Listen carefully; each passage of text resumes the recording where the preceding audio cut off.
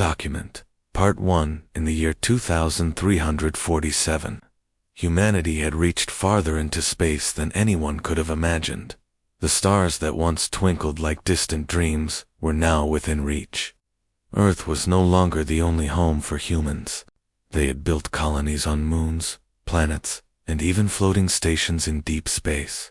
It was a time of peace, progress, and exploration. Wars between nations had ended centuries ago, replaced by cooperation and unity. Humanity's focus was on science, art, and understanding the universe on Earth. In a quiet observatory nestled in the mountains, a young astrophysicist named Alex Carter sat at his desk. He was staring at a screen filled with streams of data, numbers, and strange patterns. Alex loved his work. Every day, he scanned the skies for anything unusual, signs of new life, anomalies in star formations, or messages from civilizations beyond Earth. But today, something felt different. A signal had come through, faint but clear. At first, Alex thought it might be interference, but as he analyzed it, his heart began to race. This wasn't random noise. It was deliberate. Someone or something was trying to communicate. Alex leaned closer to the screen, his fingers flying over the keyboard. He adjusted the filters, isolating the signal. Slowly, words began to form, not in English, but in a language he recognized instantly. It was Zorathian, the tongue of an alien empire humanity had encountered decades ago. Back then, contact had been brief and uneventful. The Zorathians kept to themselves, staying far away from human territories. Now, they were reaching out again, and their message was anything but friendly. Attention, humans, the transmission began. You have spread across the stars without regard for those who came before you. Your greed knows no bounds. We, the Zorathian Empire, will not tolerate your expansion any longer. Prepare yourselves. Our fleet is already en route to your homeworld. Surrender now, or face annihilation. Alex froze. His mind struggled to process what he had just read. The Zorathians weren't bluffing. Their tone was cold, commanding, and utterly serious. Rising from his chair, he grabbed his communicator and dialed Commander Laura Hayes, the head of Earth's Defense Council. Laura was known for her calm demeanor and sharp intellect. If anyone could handle this crisis, it was her. Moments later, Laura appeared on the screen. Her dark hair was tied back neatly, and her piercing blue eyes locked onto Alex's face. "Alex, what's wrong?" she asked, sensing the urgency in his voice. "I intercepted a message," Alex replied quickly. "It's from the Zor. They've declared war on us. Their fleet is heading straight for Earth." Laura didn't flinch. She nodded slowly, absorbing the information. "Send me the details," she said. "I'll call an emergency meeting with the council." As Alex transferred the data, his thoughts raced. How had things escalated so quickly? For years, humanity had followed a philosophy called HFY Humanity First Yield. It meant prioritizing peace and cooperation above all else. Humans didn't seek conflict. They sought understanding. Yet here they were, facing the threat of invasion from one of the most powerful empires in the galaxy. At the council headquarters, Laura gathered her team. Daniel Kim, a brilliant strategist, studied the Zorathian message carefully. Rachel Morgan, the communications officer, listened intently as Laura explained the situation. Neither looked particularly worried, which surprised Alex when he joined the meeting via hologram. "We knew this day might come," Laura said, addressing the group. "The Zorathians have always seen our growth as a threat. What we need to decide now is how to respond." Daniel cleared his throat. "Their fleet is massive. Even if we mobilize every ship we have, we'd still be outnumbered. Fighting them directly isn't an option." Rachel nodded. "Maybe we don't need to fight," she suggested. "We should try to negotiate. Send a message explaining our intentions. Let them know we're not looking for trouble." Laura agreed. "That's step one." but we can't rely solely on diplomacy. We need to prepare for the worst while holding true to our values. Alex, tell us about Project Sentinel. Alex hesitated. Project Sentinel was classified, known only to a handful of people. It represented humanity's last line of defense, a network of AI-driven drones designed to neutralize threats without causing harm. These drones could disable enemy ships, disrupt weapon systems, and contain hostile forces without firing a single shot. It was a masterpiece of engineering, created specifically for situations like this. It's ready, Alex said finally. If the Zorothians refuse to listen, we can deploy Sentinel. It won't hurt them middle, just stop them from hurting us. Laura smiled faintly. Good, then we're prepared. Rachel, draft a message to the Zorothians. Be firm, but respectful. Make it clear that we want peace, but we won't back down if provoked. As the meeting concluded, Alex couldn't shake the feeling of unease. The Zorathians were proud and aggressive. Would they even listen to reason? Or would they see humanity's restraint as weakness? Back at the observatory, Alex stared out the window at the night sky. Stars glittered like diamonds against the blackness. Somewhere out there, the Zorathian fleet was approaching, bringing with it the possibility of destruction. But despite the looming threat, Alex felt a flicker of hope. Humanity had faced challenges before, and they had always found a way to prevail not through force, but through ingenuity and unity. For now, all they could do was wait. Wait, watch, and prepare. Whatever happened next, one thing was certain. Humanity wouldn't go down without proving that peace was more powerful than fear. Document, Part 2. The council meeting had ended, but the weight of the situation lingered in the air.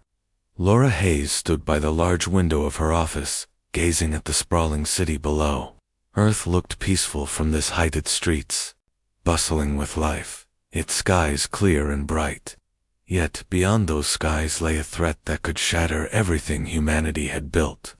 Laura took a deep breath, reminding herself of the philosophy that had guided their species for centuries. Humanity, first yield, or HFY wasn't just a slogan. It was a way of life. After centuries of war and destruction, humans had finally realized that violence only led to more suffering. They chose a different path, one of cooperation, exploration, and mutual respect. This decision transformed Earth. Nations set aside their differences, working together to heal the planet and expand into space. Colonies flourished, technology advanced, and humanity became a beacon of hope in the galaxy. But not everyone shared this vision. Many alien civilizations viewed humanity's rise with suspicion. To them, HFY seemed naive, even weak. The Zorathians were no exception. Their empire thrived on dominance and control. They saw humanity's expansion as a challenge to their authority. Now, they were coming to crush what they perceived as a rival. Laura turned away from the window and sat down at her desk. She pulled up historical records, reviewing humanity's journey over the past few centuries. It was important to remember where they came from, especially now. Before HFY Earth had been divided, wars raged across continents, fueled by greed, fear, and hatred. Billions died, and the planet itself suffered. Forests burned, oceans rose, and the air grew thick with pollution. It took near total collapse for humanity to wake up. When the global government formed, it marked a turning point. Leaders from every corner of the world came together to create a new system based on unity and sustainability. Weapons factories were converted into research labs. Armies were disbanded, replaced by teams of scientists, engineers, and diplomats. Space exploration became the ultimate goal, a chance to leave behind old grudges and start anew among the stars. As humanity ventured into the cosmos, they encountered other species. Some were friendly, eager to share knowledge and resources. Others were cautious, wary of these newcomers who spoke of peace but carried the scars of their violent past. A few, like the Zorathians, were openly hostile, but humanity remained steadfast in its principles. They refused to fight unless absolutely necessary, choosing instead to find common ground. This approach earned them both admiration and ridicule. Some civilizations praised humanity for its wisdom and restraint. Others dismissed them as cowards, too afraid to defend themselves. The Zorathians fell into the latter category.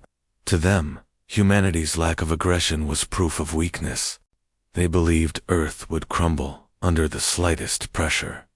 Rachel Morgan entered the room, breaking Laura's train of thought. "Commander," she said softly, holding a tablet, "I've drafted the message to the Zorathians. I'd like you to review it before we send it." Laura nodded and gestured for Rachel to sit. Together, they read through the text. It was concise, yet respectful, explaining humanity's desire for peace and offering to negotiate terms that would benefit both sides. There was no mention of Project Sentinel or any defensive measures. Instead, the message emphasized understanding and cooperation. "What do you think?" Rachel asked after a moment. "It's good," Laura replied, clear and direct. "Let's send it immediately." Rachel hesitated. "Do you really believe they'll listen?" "The Zorathians don't strike me as the negotiating type." Laura leaned back in her chair, considering the question. "Probably not," she admitted. "But we have to try. If nothing else, it shows. Demand the rest of the galaxy that we're willing to talk. That's part of who we are." Rachel nodded, though doubts still lingered in her eyes. She left the room to transmit the message, leaving Laura alone once more. Hours passed as the signal traveled across light years of empty space. Meanwhile, preparations continued on Earth and its colonies. Factories worked around the clock, producing supplies and equipment. Engineers fine-tuned Project Sentinel, ensuring it was ready for deployment. Civilians went about their daily lives, unaware of the danger looming overhead. Laura knew it was only a matter of time before panic spread, but for now, secrecy was crucial. At the observatory, Alex Carter kept watch. He couldn't shake the feeling that something was missing. The Zorathians' declaration of war felt sudden, almost too convenient. Why now? What had changed to make them see humanity as such a grave threat? Alex decided to dig deeper. Using the same tools he had employed to intercept the original message, he began scanning for additional signals. Perhaps there was more to the story, hidden clues or patterns that might reveal the Zorathians' true motives. As the hours dragged on, his efforts yielded little. Frustrated but determined, Alex pushed forward, refusing to give up. Back at headquarters, Laura received updates from her team. Everything was proceeding according to plan. Ships were being prepped, defenses fortified, and communication channels monitored. Still, she couldn't shake the sense of unease gnawing at her. The Zorathians were powerful, arrogant, and relentless. Would Project Sentinel be enough to stop them? And if it wasn't, what then?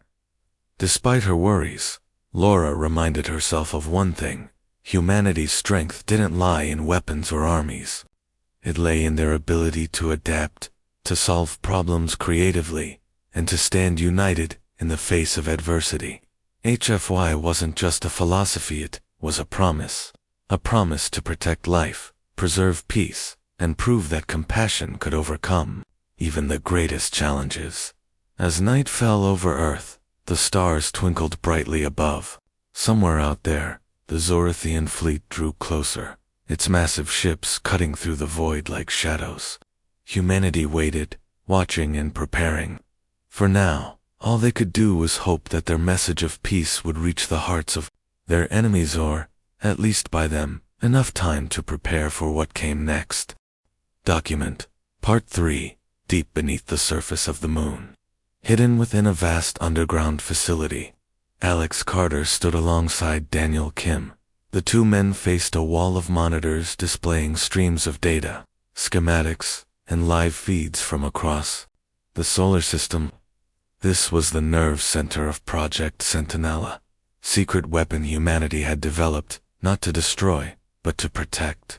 Around them, technicians moved quickly, their faces focused as they prepared for what might come next. Alex glanced at Daniel, who was studying the screens with sharp eyes. "Do you think it'll work?" Alex asked, quietly, his voice tinged with uncertainty. Daniel didn't look away from the monitors. "It has to," he replied. "We've tested it 100 times. The drones are faster, smarter, and more precise than anything else out there. If the Zorathians want to fight, they're going to get something very different." Project Sentinel wasn't like traditional weapon systems. It consisted of thousands of small, sleek drones equipped with advanced AI. These machines weren't designed to kill or harm, they were built to neutralize threats. Each drone could disable an enemy ship by targeting its engines, weapons, or communication systems without causing damage to the crew inside. The goal wasn't destruction, it was containment. As Alex watched the preparations unfold, he felt a mix of pride and anxiety. Humanity had poured decades of research and resources into this project, all while maintaining its commitment to peace. HFY Humanity First Yield wasn't just a slogan, it was a promise. Even in the face of danger, humans refused to abandon their values. But would that be enough? Would the Zorathians see this restraint as strength or weakness? Laura Hayes arrived, a short while later, stepping into the control room with her usual calm demeanor. She greeted Alex and Daniel before turning her attention to the screens. "Status report," she said simply. "All drones are operational," Daniel replied. "They're stationed at key points throughout the solar system, ready to deploy on your command. We can surround the Zorthian fleet within minutes, if needed." Laura nodded, her expression thoughtful. "Good. Let's hope it doesn't come to that." Rachel Morgan joined them shortly after, carrying updates on the diplomatic front. "The Zorathians haven't responded to our message yet," she reported. "I've sent multiple follow-ups, but so far, nothing. Either they're ignoring us, or they don't believe we're serious." "They won't take us seriously until they see what we're capable of," Daniel muttered under his breath. Rachel shot him a glance. "And what happens when they do? What if they decide to retaliate?" "That's why we have Sentinel," Alex interjected. "It's not about retaliation, it's about stopping them before anyone gets hurt. If we can show them that we're prepared, maybe they'll back down." Laura placed a hand on Rachel's shoulder. "Keep trying. Every attempt counts.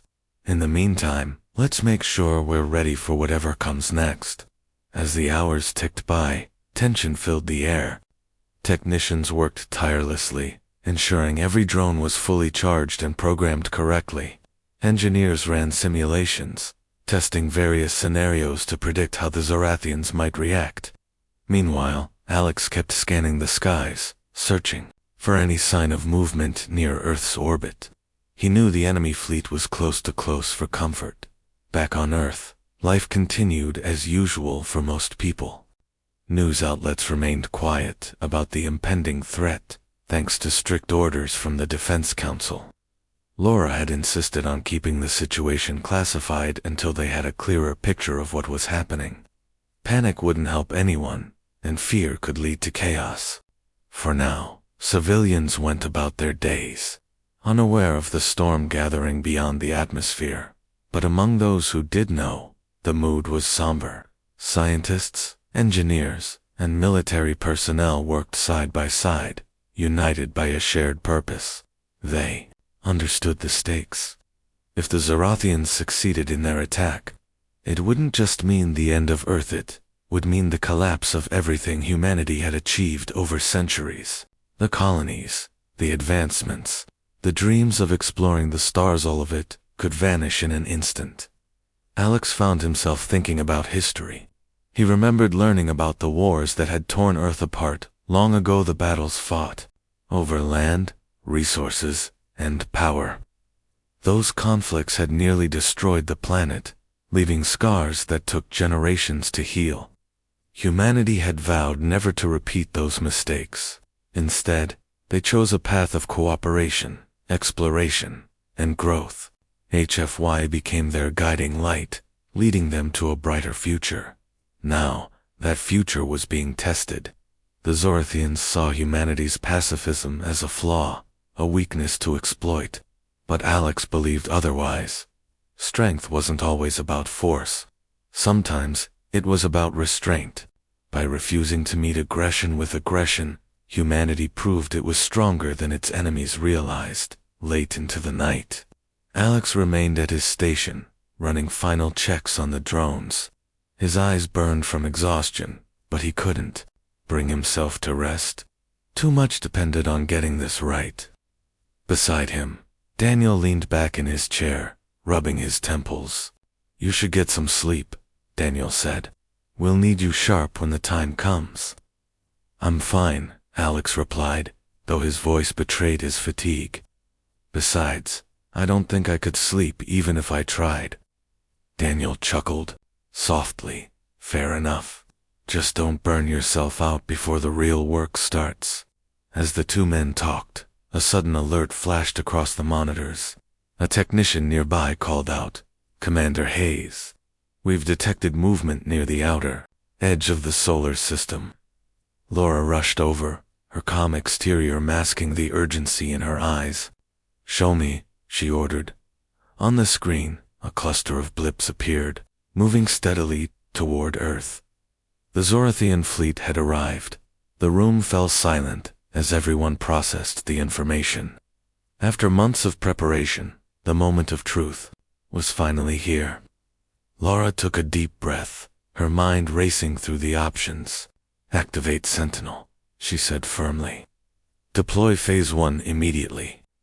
Technicians sprang into action, their fingers flying over keyboards. Across the solar system, hidden hatches opened, releasing waves of drones into space. Sleek and silent, the machines streaked toward the incoming fleet. Ready to fulfill their mission, Alex watched the drones move, his heart pounding in his chest. This was at the culmination of years of effort. Whether humanity lived or died might depend on what happened next. But as he looked around the room, seeing the determination on everyone's faces, he felt a glimmer of hope. Humanity wasn't perfect, but it was resilient. And resilience, he realized, was the true measure of strength. Outside, the stars shone brightly against the endless blackness of space. Somewhere among them, the Zorathians approached, unaware of the force waiting to greet them. For now, humanity held its breath, trusting in the power of innovation and the unshakable belief that peace was worth fighting for. Document. Part 4. The Zorathian fleet loomed large as it entered Earth's orbit, a sight both terrifying and awe-inspiring. Their ships were massive, sleek, and bristling with weapons that glinted ominously in the sunlight. To any observer, they looked unstoppably, force of destruction capable of wiping out entire civilizations. But humanity didn't flinch. Instead, they watched silently, their secret weapon already in motion. From hidden bases scattered across the solar system, thousands of small drones emerged. They moved swiftly and silently, surrounding the Zorathian fleet like a swarm of insects. Each drone was no larger than a car, its metallic surface reflecting the light of distant stars. At first glance, they seemed insignificant compared to the towering alien vessels, but appearances could be deceiving. Inside the moon facility, Alex Carter leaned forward, his eyes fixed on the monitors. The drone's progress was displayed in real time, their movements precise and calculated. "They're in position," he said, his voice steady, despite the tension in the room. Laura Hayes stood nearby, her arms crossed as she observed the unfolding scene. She nodded to Daniel Kim, who gave the order to activate the drones. With a few keystrokes, the machine sprang into action. Invisible beams of energy shot out from the drones, targeting specific systems aboard the Zorathian ships. Within moments, alarms began blaring inside the alien fleet. At first, the Zorathians laughed. Their commanders dismissed the tiny machines as mere annoyances, assuming they posed no real threat. "What is this?" one officer sneered over an open channel. "Toys. Is this how you plan to stop us?" But their amusement quickly turned to confusion and then panic as their ships started malfunctioning. Engines sputtered and died, leaving the vessels drifting helplessly in space. Weapon systems went offline, rendering their arsenal useless. Communication arrays failed, cutting off contact between ships. One by one, the mighty warships of the Zorathian Empire were neutralized, without a single shot being fired. Back at the control center, the team watched as the data streamed in. Every successful disablement lit up the screen in green, marking another victory for Project Sentinel. Rachel Morgan let out a breath she hadn't realized she'd been holding. "It's working," she whispered, awe evident in her voice. "It's not just working, it's flawless," Daniel added, a hint of pride creeping into his tone. "These drones are doing exactly what they were designed to do." Laura allowed herself a small smile. "This is what HFY looks like in action," she said. "Strength through restraint, peace through preparation." Despite the success, Alex couldn't relax. He kept his focus on the monitors, scanning for any sign of trouble. "We've taken out most of their fleet, but some ships are still operational," he warned. "If they figure out how to counteract the drones—" "They won't," Daniel interrupted confidently. "By the time they realize what's happening, it'll be too late. We've got them boxed in." As the situation stabilized, Laura turned her attention to the broader implications. Neutralizing the fleet was only part of the battle. The real challenge would come next, convincing the Zorathians to stand down entirely. Retaliation was still a possibility, especially if their leaders refused to accept defeat. Rachel approached Laura, holding a tablet. "I've drafted another message for the Zorathians," she said. "It explains what we've done and reiterates our desire for peace. I think it's important to remind them that we don't want bloodshed." Laura took the tablet and read the message carefully. It was firm yet respectful, emphasizing humanity's commitment to resolving the conflict without violence. "Send it," she instructed. "Let's see if they're willing to listen now."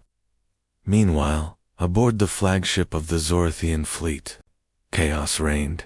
Emperor Voker paced the bridge, his face twisted in fury. His once mighty armada was falling apart before his eyes, and there was nothing he could do about it. Reports poured in from every corner of the fleet, detailing failures in critical systems. His officers scrambled to find solutions, but none were forthcoming. "What sorcery is this?" Voker roared, slamming his fist against the console. "How? Are they disabling us without firing a single weapon?" His advisors exchanged nervous glances, unsure how to respond. None of them had answers.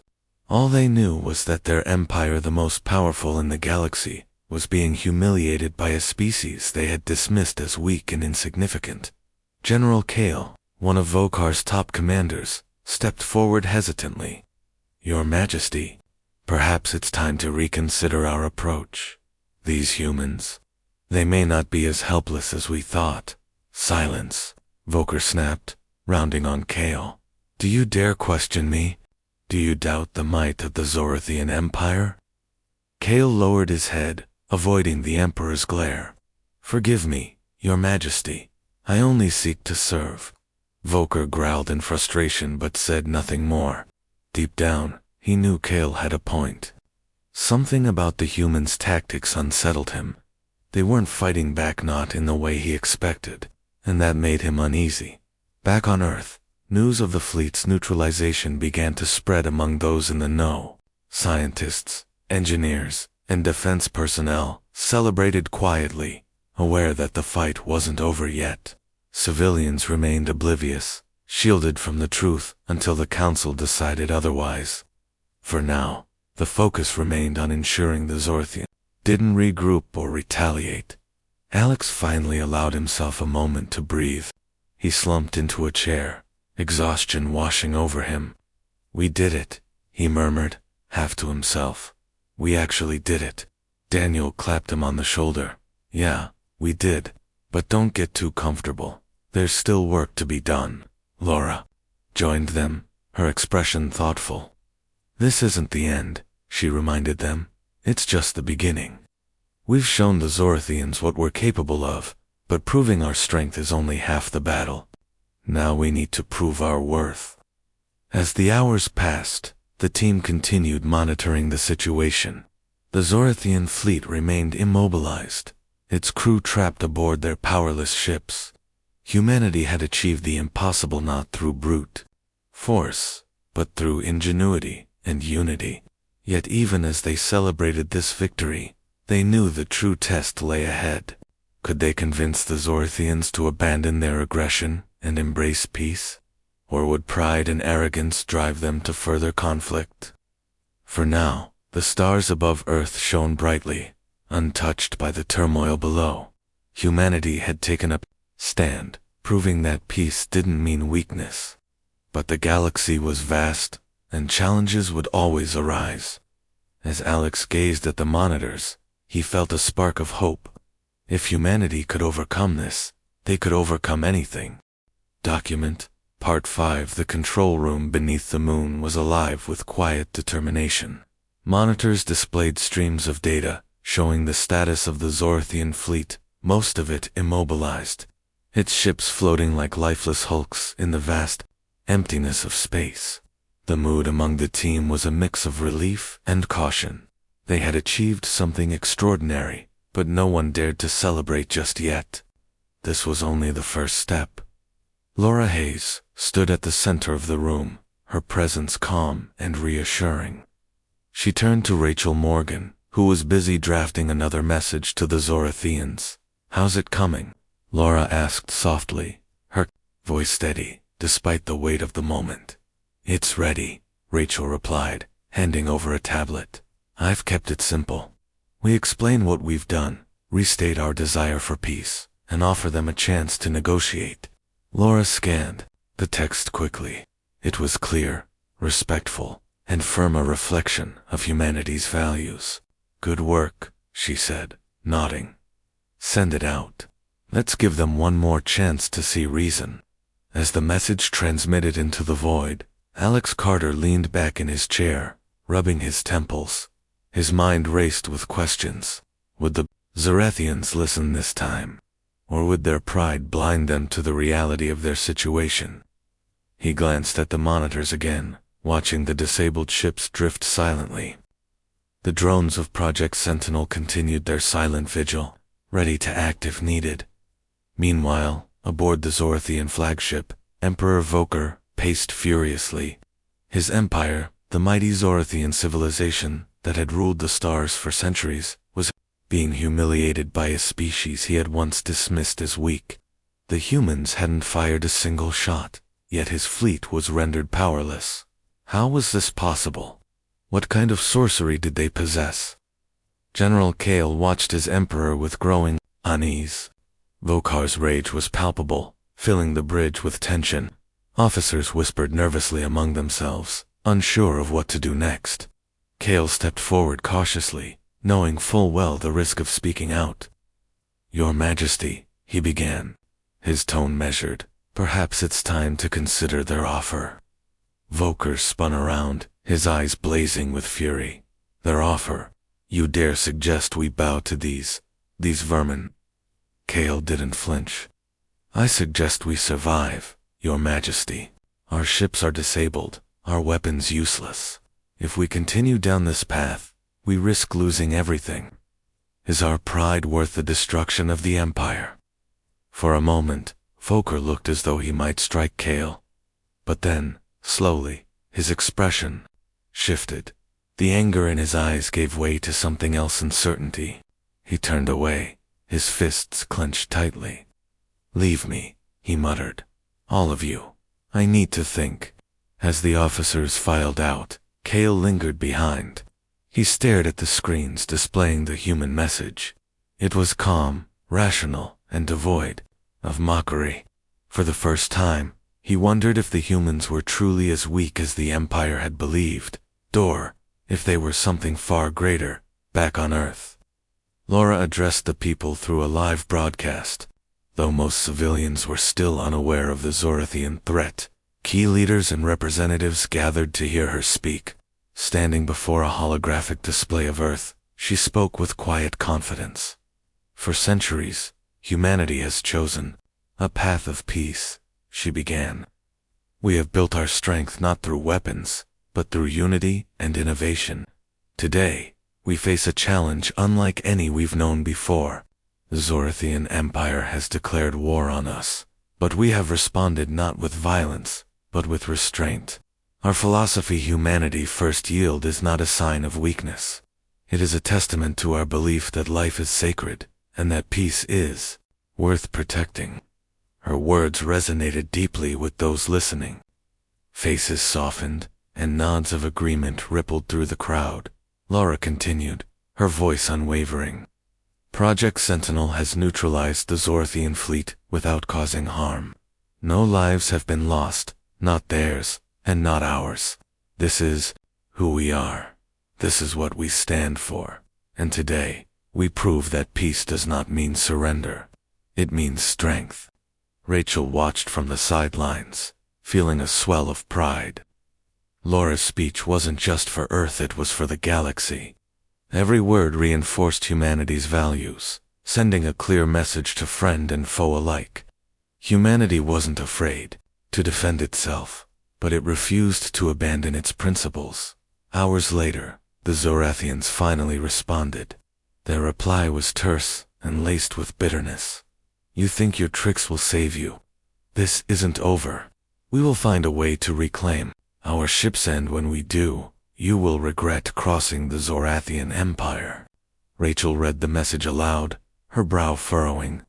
They're not backing down, she said, looking at Laura. What do we do now? Laura's expression remained calm. We wait, she replied. They can threaten all they want, but their fleet is still disabled. Until they figure out how to counter Sentinel, and that won't be easy. We hold the advantage. Daniel Kim chimed in, pointing to the monitors. Look at this. Some of their crew members are trying to repair their systems manually. It's slow going, but they're persistent. If we don't stay vigilant, they might regain partial control. Alex nodded, already typing commands into the system. I'll adjust the drone's programming to anticipate their moves. We can't let them get ahead of us. The hours stretched into days as the standoff continued. The Zorathians worked tirelessly to restore their ships, but every attempt was thwarted by Sentinel's precision. Frustration mounted aboard the alien vessels, while on Earth, humanity prepared for whatever came next. Amidst the tension, Alex found himself reflecting on Laura's speech.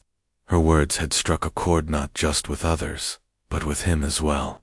Humanity's journey had been long and difficult, filled with mistakes and lessons learned. Yet through it all, they had held on to their belief in peace.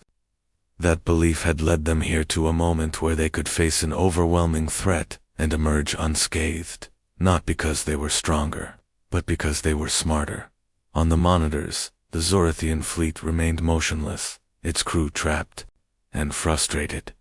For now, humanity had the upper hand, but Alex knew better than to grow complacent.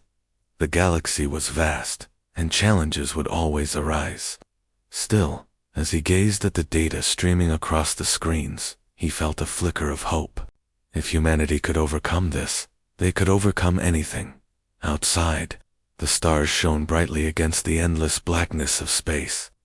Somewhere among them, the Zorathians plotted their next move. But for now, humanity smiled not out of arrogance, but out of resolve. They had proven that peace was not a weakness. It was their greatest strength.